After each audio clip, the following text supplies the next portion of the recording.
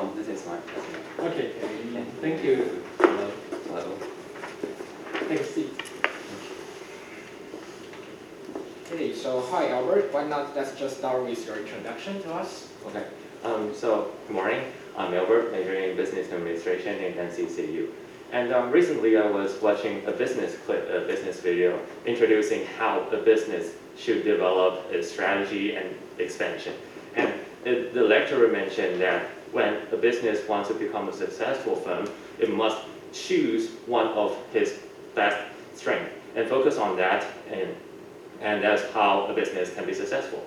And although I don't really 100% agree with the lecturer, but if I am a business, I think my one strength is storytelling. And I don't just use the strength storytelling, the ability in just presentation, but also I used it in the daily communication to persuade people, to make connection with people, and I think that's why I can be a very great potential consultant. And the reason why I am trying to apply for the package consultant in IBM is that I'm recently searching for a company that provides third-party HR solutions. And the reason why IBM is definitely in the leading role of this. So I searched IBM career in a daily basis, and I found a position I was really excited to be here. And the reason why I want to become an agent that provides third-party HR consulting or solutions is that I'm now currently an HR intern in Dcard, which is a technology firm. And in Dcard, I found out that being an in-house HR is drowned by trials and a lot of daily tasks. And I think that is not a very great practice for me to use all the theories and abilities I gained from the school courses I gained from my major. So I would like to focus more on just providing my business knowledge for a firm to make a better decision.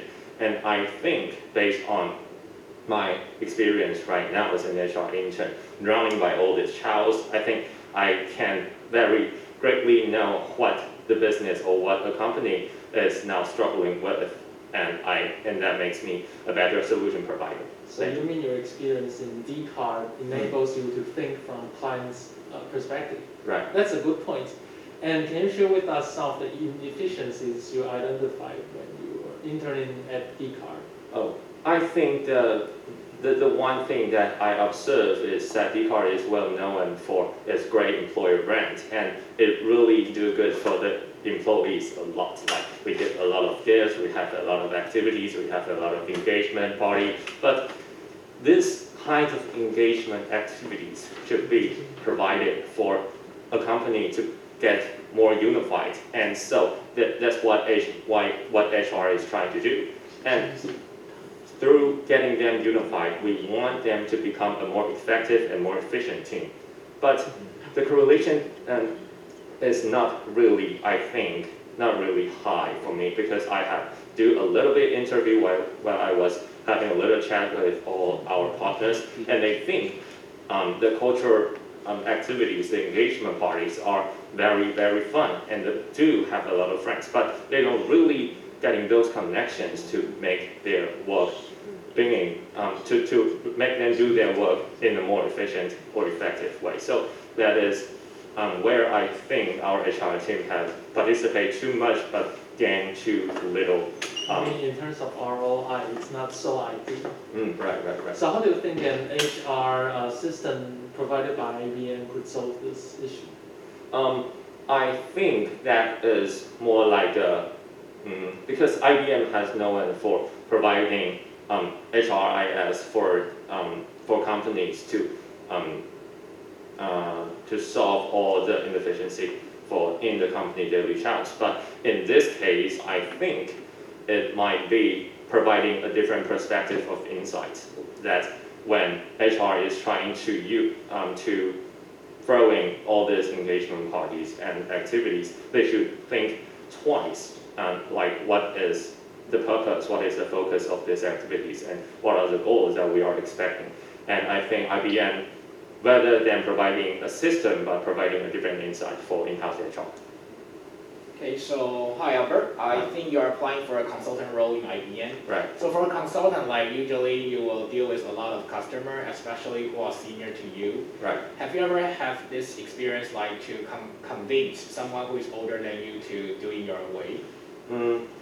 Actually, I do not, because for me, I think I'm already the youngest in our HR team, but in DCAR we have a lot, like our CEO is like 31 years old, so we're in a very, very young company. But on the other side, yes, because I'm still the youngest, and I think most of the team members now in DCAR HR team are not really equipped with a great business sense, for they are graduated from different kinds of departments, and actually there's a little business major in it. So I think in most of the time when we are talking about how to increase the efficiency of the recruitment, like how to generate or boost the exchange rate from application to interview to hire, when we're doing all this, and I think I can really use the theories like again in school to persuade them. So I think that is the method I use. So actually you don't have the experience, but you are saying you think you can. But I think DCAR is very different from IBM, right? Right. IBM is like a well-developed company. Their clients should be different from DCAR. Right. So how would you deal with that if things is not in your thinking? Like 50 years old client, you are only 20 something. I think that is the dilemma that all the young consultants are facing right now. Right. I think for me is trying to provide more numbers, because I have noticed that most of the time when I really got the chance to meet with senior consultant or senior manager, they're all saying that now the business major are lacking of mathematical skills, that we should focus more on numbers rather than our own insights or what we think. So if I can provide more numbers and construct it with a more solid plan, I think that might be possible for me to persuade those senior managers. So you're focused on number-driven evidence to persuade those senior. Right. Okay, fair enough. So do you have any examples that you use numbers to like drive insights or make things done or improve? I think the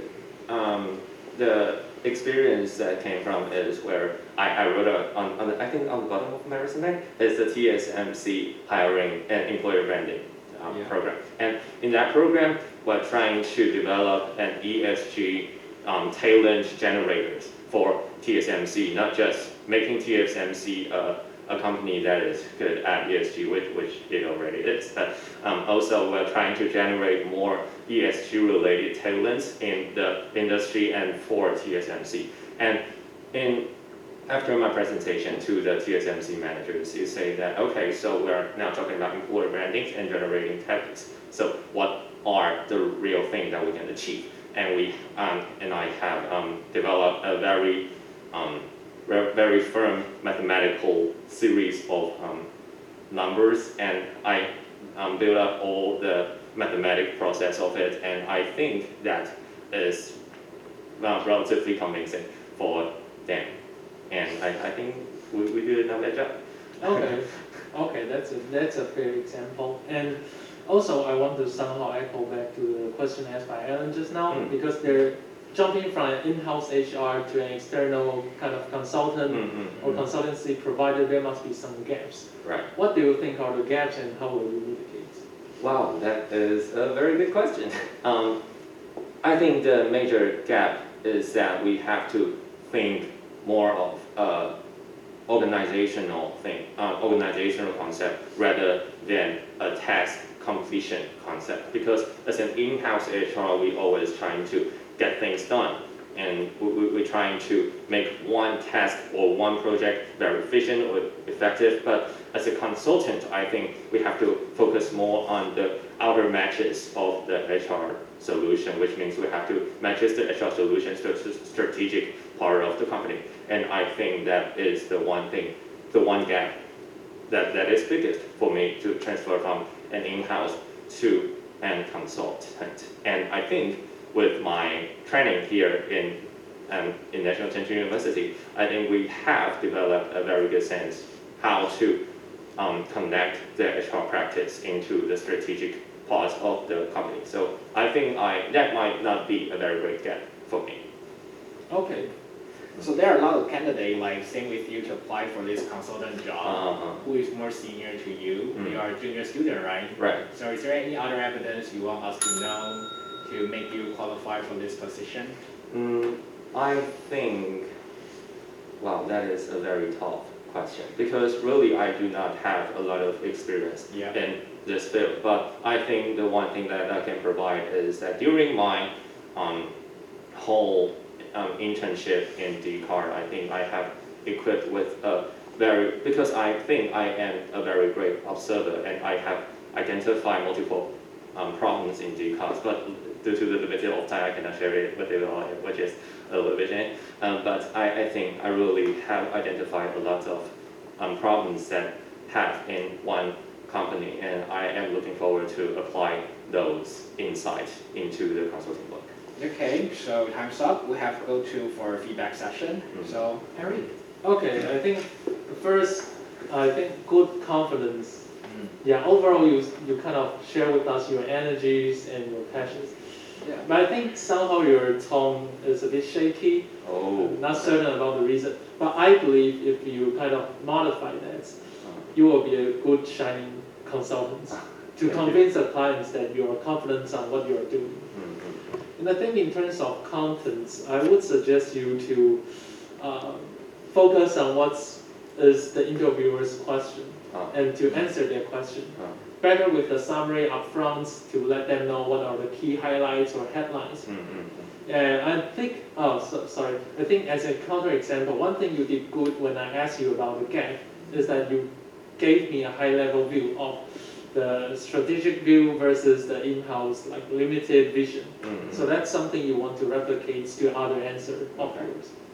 Okay. I think I like the introduction. I think it's the one I think is very creative. Like you say about storytelling, right, in the beginning. So I think this is something catch my eyes, like different from other candidates. Like everyone just say, who am I, where are grade? So this is something you have some like creation in it. So and overall, I think I like the voice because usually a lot of candidates speak very, it's barely to hear them. So I think it's good for you. And I will suggest you don't need to say it's a tricky question or it's a good question. Okay. It's just demonstrate like you didn't prepare for this. I think it's unnecessary. Like I keep asking, actually you have give us some example to demonstrate you are a good candidate. Just stick with it. Stick with it. Don't lose face like what you have.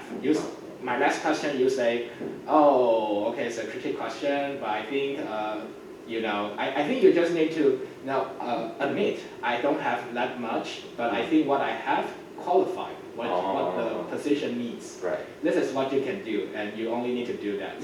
Yeah. In the end, we just need to know you are a confident and qualified candidate compared with others. Yeah, that's my suggestion. Thank you. Thank you, Albert. Thank you. Thank you. Yeah, good luck. Good luck.